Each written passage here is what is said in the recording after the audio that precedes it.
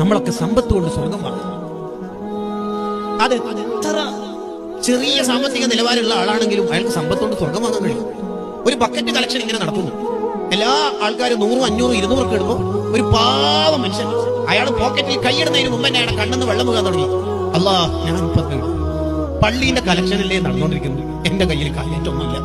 മത്സ്യം വിറ്റ cash ചില്ലറുണ്ട്, 2 5-ന്റെ not, ആ മത്സ്യത്തിന്റെ ഗന്ധമുള്ള 5-ന്റെ നോട്ട് ആരും കാണാതെ അയാളുടെ ഹൃദയത്തിൽ നിന്ന് കയ്യിലേക്ക് പിടിച്ച് ബക്കറ്റിലിടുമ്പോൾ മോനെ ആ സദഖ കൊണ്ട് നിനക്ക് സ്വർഗം വാങ്ങാൻ പറ്റും. അതെത്ര ചെറിയ സാമ്പത്തിക നിലവാരമുള്ള ആളാണെങ്കിലും സമ്പത്ത് കൊണ്ട് സ്വർഗം വാങ്ങാൻ പറ്റും. ഹലാല് മാത്രം സമ്പാദിക്കണം, ഒരാളെയും പറ്റിച്ചിട്ട് സമ്പാദിക്കരുത്, ഒരാളെയും പറ്റിക്കരുത്. അങ്ങനെ പറ്റിച്ചിട്ട് നമ്മൾ സമ്പാദിച്ചാൽ പിന്നെ നമ്മുടെ ജീവിതത്തിൽ ബറക്കത്ത് നഷ്ടപ്പെടും. എത്ര സമ്പാദിച്ചാലും അയാൾക്ക് സമ്പാദിക്കുന്നതിനേക്കാൾ കൂടുതൽ ചെലവായിരിക്കും.